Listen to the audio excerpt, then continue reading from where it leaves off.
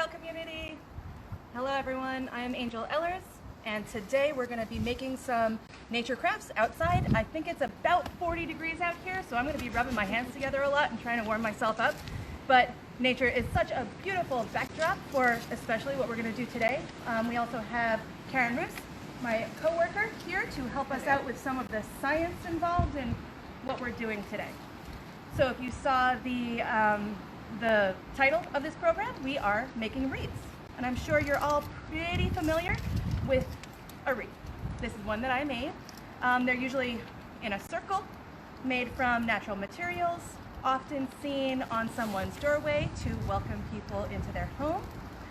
Also to welcome this season. So you'll notice that certain wreaths are sort of made from the plants and articles that you might find in nature at that time of year. So this is kind of like the wreath that we're going to be making today. These are all hand-harvested materials that I found, and we are going to be working specifically with some seasonal invasive species today that Karen is going to tell you a little bit about the difference between a native plant or species and an invasive one. Hi guys, how are you?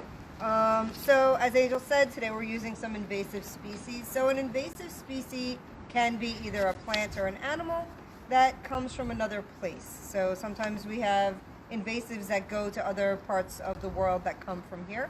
Our invasives, a lot of them come from Europe and Asia, and it's exactly what it sounds like. They invade.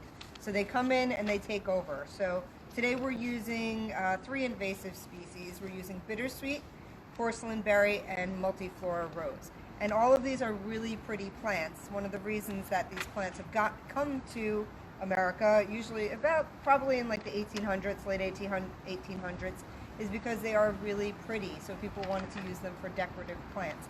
And unfortunately, they again invade or escape and kind of take over. So we're doing our part here by harvesting those plants and using them in a craft.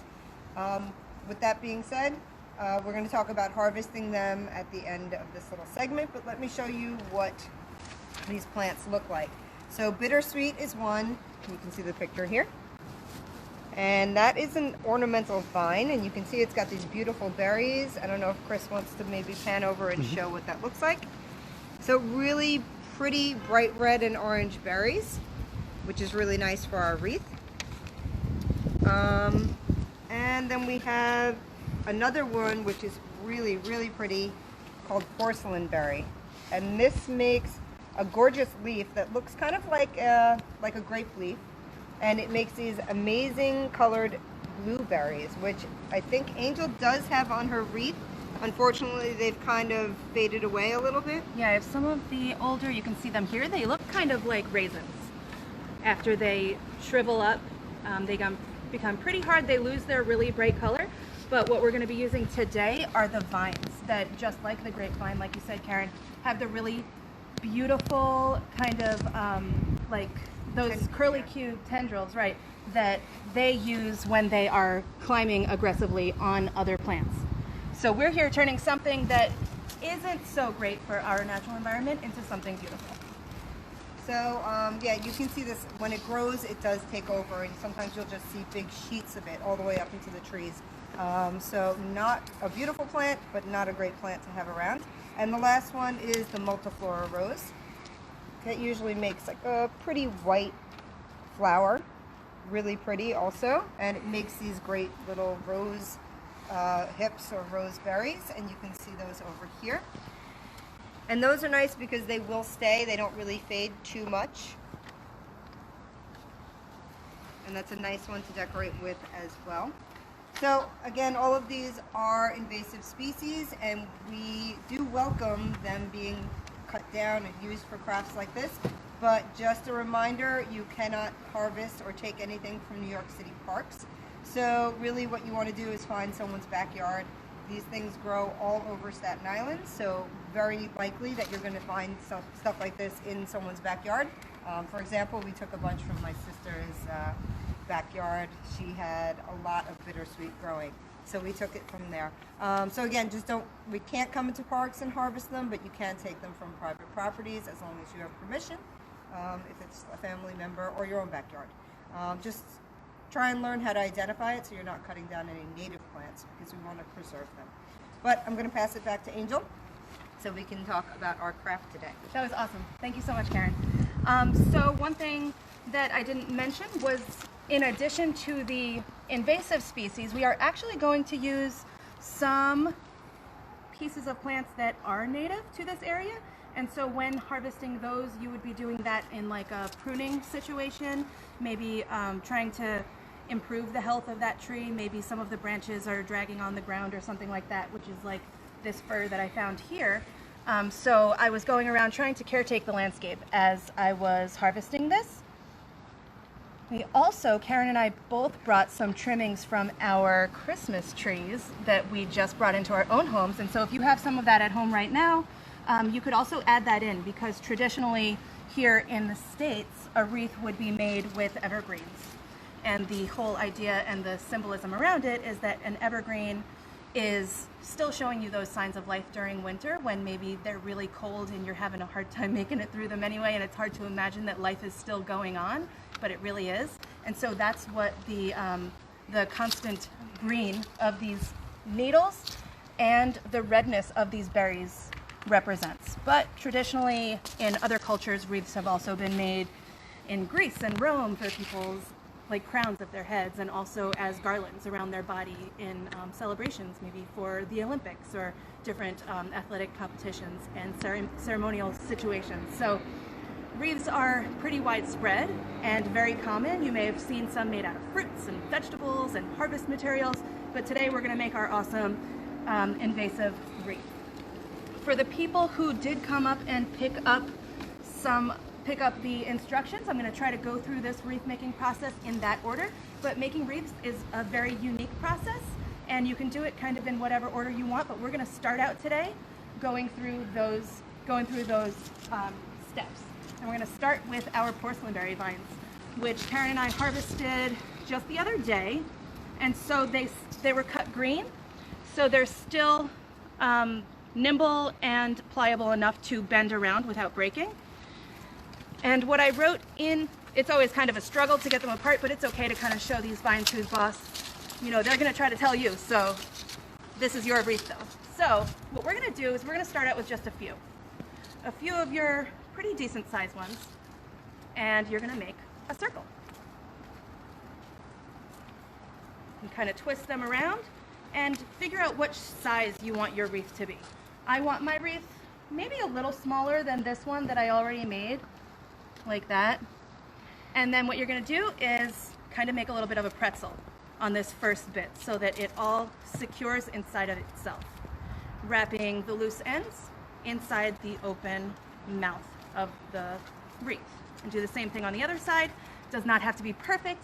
It's not going to be beautiful the whole way around, but it is going to turn out really unique and wonderful in your own craft style.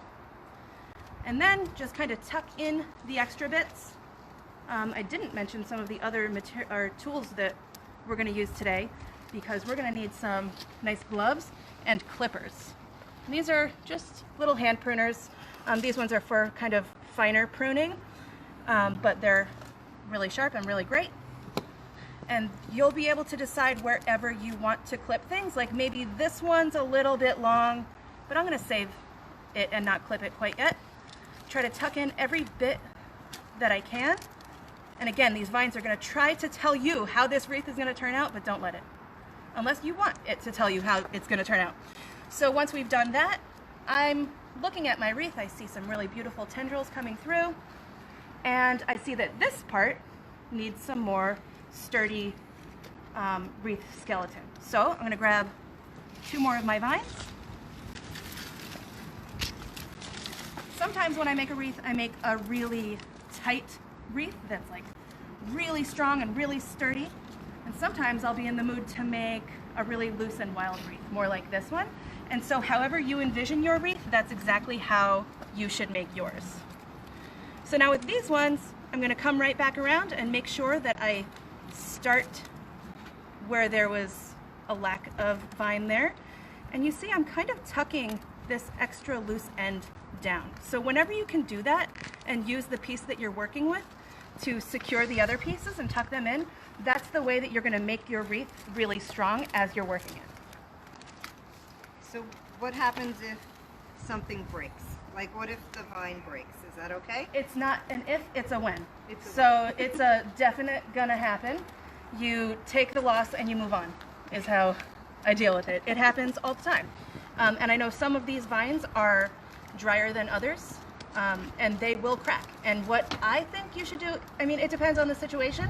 Sometimes it's better to just break it at the crack and discard the other piece so that you don't have to fumble figuring out how to make it work and still be beautiful. But sometimes a crack could be to your advantage. It really just depends on where it happens.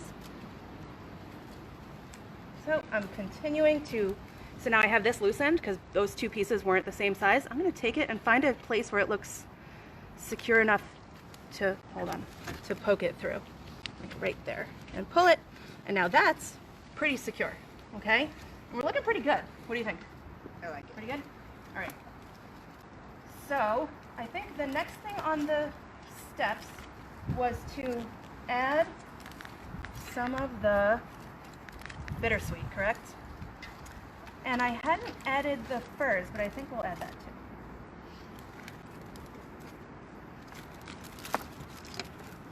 When you're doing this, this is a perfect socially distancing activity because you have like 6 foot or 7 foot long whips that if someone's too close, they might just, you don't want to do that at all.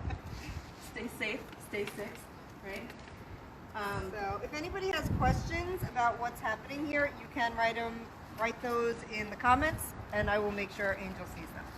Okay? Because I'm looking at and watching as well. And we did already get some pictures from Maggie's granddaughter Brianna, who made her wreath earlier after picking up her package, and it was so beautiful. I was so happy to see it.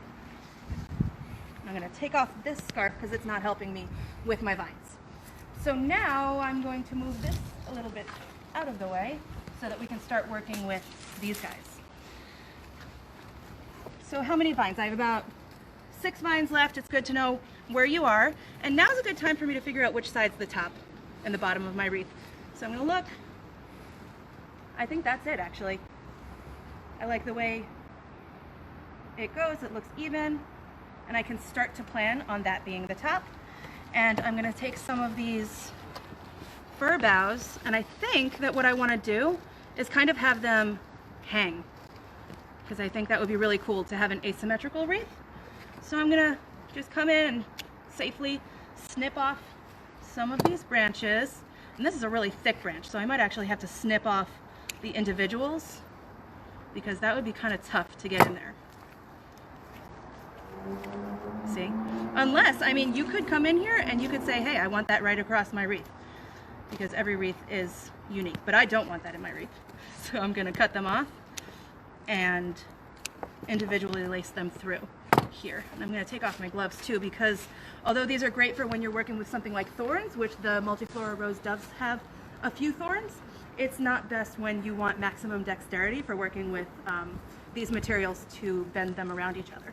So basically, I would take the working end of this branch and kind of find a place where it makes sense to kind of tuck it in. And so you're going to notice that I'm not really using string or wire or anything like that to secure things. You certainly could. You could make it an artistic and creative decision to do that on your own wreath. I tend not to want to do that. I want to see how good I can get at securing things together. So I'm going to take these 3 pieces over here also and secure them here so that that bottom part of my wreath now just has a little fluff of evergreen, right, to bring in that real nice winter symbolism. We just got some action photos, live action. Awesome. Of Marianne and the girls. Very cool. Very, very cool. So moving on, what we have are the red berries. And like Karen said, the bittersweet berries and the multiflora rose hip berries, these are going to go in the trash at the end. And if you happen to drop some in your workspace, just sweep them up and put them straight in the garbage. But for this season, they're gonna really help you. Like, and this one, I saved this one specifically for myself because look how perfectly it wraps around. But yeah, these are really gonna help me during my winter remember the strength and the beauty of nature in these times and all times. And I think, you know what, I don't love the way this piece is coming off, so don't worry. If you need to snip pieces off to make things fit in better, this is your wreath, okay? So I like the idea of this continuing past the evergreens, but kind of being a part of that also. So I'm gonna try to tuck it securely in there so it doesn't fall out. But if I were to pick that up, that might be pretty wobbly right now. Oh, actually not so much, but I wanna make sure it stays there. So now is when in your steps, after you put some of the berries, you're gonna wanna take another one of your porcelain berry vines, probably a thinner one that is a little more manageable to work with, not a really thick one, and use it decoratively and naturally to secure those berries in there. So again, finding a place to tuck. And again, you have to be a little bit aggressive. I'm gonna come through like that. You see how that bittersweet is free there? I'm securing it now by crossing this vine over. And then I'm gonna secure it at least one more time by pulling this through, seeing where that comes out, and I'm gonna secure it one more time through that one, because that looks like a really natural bend, okay? And it looks like I didn't even come in and have to do anything there. And I'm loving how this wreath is coming out. It's very, very winter. Okay, continue to wrap them around. And then, again, with your working end, poke it right through. Looking pretty good so far? I like it. I tend to like to go a little asymmetrical with things, so it's not a perfect mirror, but you can do absolutely anything you want. I also had brought some pine cones for the people who picked up their kits today, and suggested that they try to figure out a way to tuck them in. I did it on this one. You can see it's not super secure there, but depending on what door you put this on, maybe you don't put it on your front door that gets opened, 15 times a day, but maybe you put it on your office door that kind of stays open more often, that it won't get so much movement and action. But if you find a pretty secure porcelain berry vine, you can lift it up and just tuck your pine cone in just like that. You can continue around. I especially love it when you get the sap from the tree on the edge to really look like it's snowing, and maybe we'll get snow this year, maybe we won't, but this wreath is sure going to make me feel all those wintry vibes. So I think I'm gonna try to, and if you can't find a place to tuck it, you can push it. Oh, that worked pretty well. And we can also come back in with more porcelain berry vines and secure it again. If you wanted to make it really secure, you could use some wire though, right? Of course, well? yeah. So I did bring out some wire because we're gonna make a loop in a little bit so that we can hang our wreath wherever we're hanging it from. But yeah, if you had wire, you have some floral wire that is actually green, it'll blend in really, really well.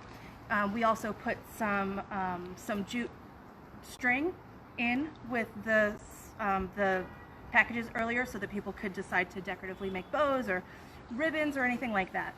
So definitely, if you ever wanted to go in, you could even use natural materials for that. If you wanted to use like another invasive species, the honeysuckle vine, right? It's a really good one for tying.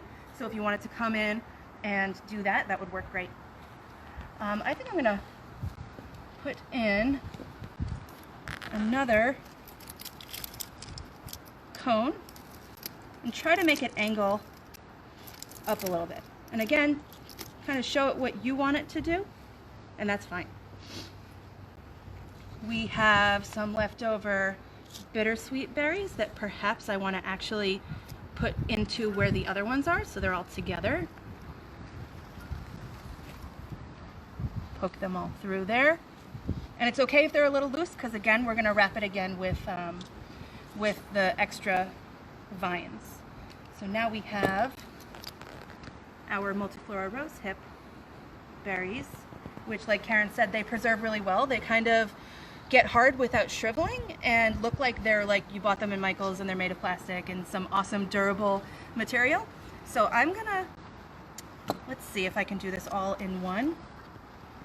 I'm not crazy about the way that it grows out like that, so I'm gonna snip them right at the edges carefully, put them to the side so that I know what I have to work with. We just used a few of these at my house to put them into our Christmas tree to make it look really beautiful and alive. And so now we have these bundles that we can just kind of poke in, and I might do it right in between each of these pine cones because I think that is beautiful. It's all about what you think is beautiful, what would make you happy to see when you come home. These are tough though because they are short, so then you have to figure out exactly how you're going to secure them in there.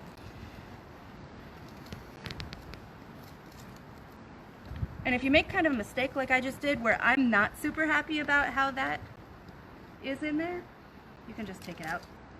It's not a huge deal. Maybe I'll put it here. Because sometimes it looks like it's going to sit differently than it ends up sitting when you get it there. Oh, that's really nice. And this is a perfect craft. I know we have a bunch of groups of people and families right now working on this together indoors, I believe. So you guys are all really warm while I'm chilly out here, but I'm enjoying this day. This is a really great thing to do with family, with friends. Great way to pass some time and learn about some new plants and think about where you've seen these plants before. You know, I know all of these plants can be seen in the green belt.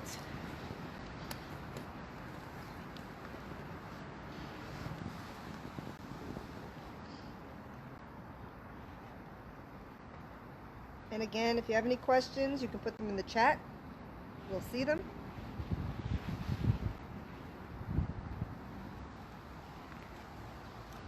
And as things are turning kind of virtual again, we appreciate your patience and your flexibility with us, and we're really happy to be able to offer this program to you still, even though we're not doing it in person. And so thank you to Maggie and to Marianne and to everybody sending us pictures right now. That makes me so happy. So, how's this wreath looking? What do you think? I like it. It's like a perfect circle almost. Yeah. Yeah, you got it perfectly round. It looks great. It's amazing how it happens. You know, it just kind of comes together. And when it doesn't, you just make it happen anyway and bend it into place. But some people might look at this wreath and think that it looks kind of bare.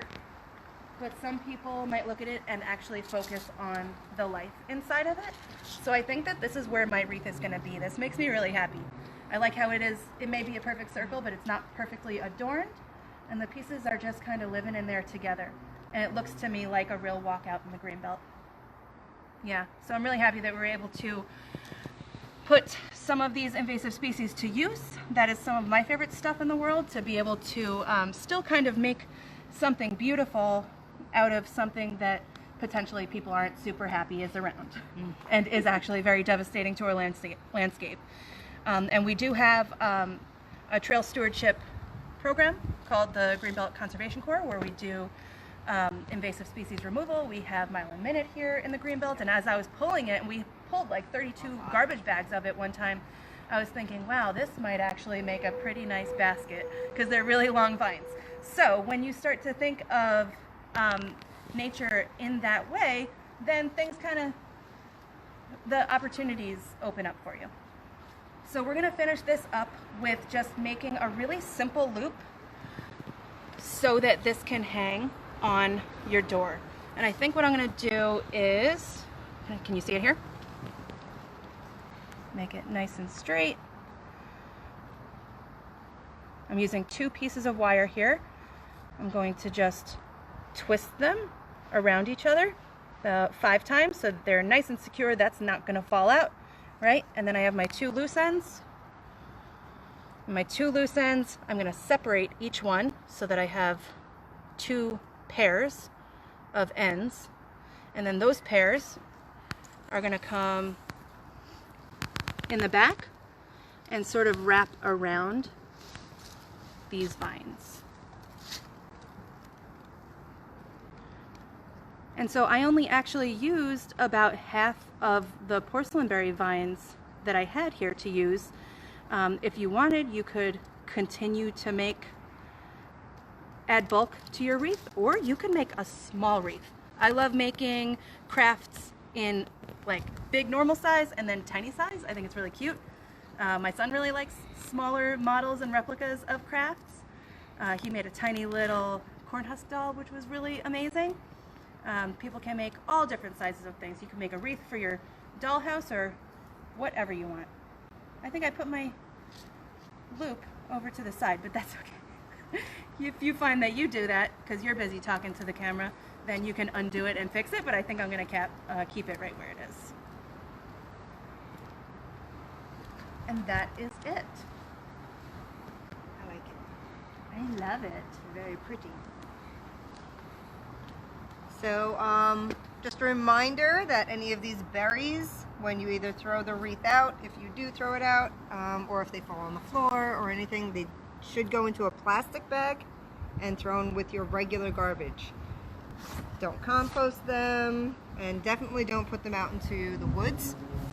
And hopefully in springtime we'll be doing some invasive removal projects with our Greenbelt Conservation Corps, and we'll probably be creating some other craft projects out of that. I'd say definitely. So for sure. I'm really excited about it. We'll be doing that. Yeah, So.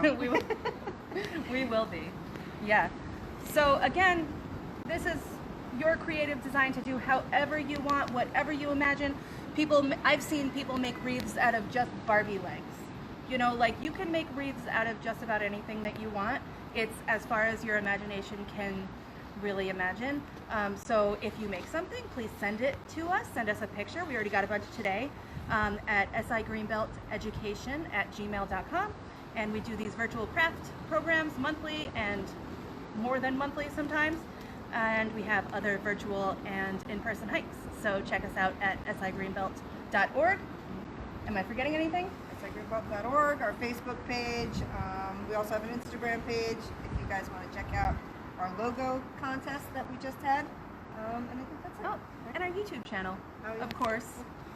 Staten Island Greenbelt. We have about 65 videos right now that you can check out, and more being uploaded every day. So thank you so much for joining us today. Send us pictures of your beautiful seasonal creations, and we can't wait to see them.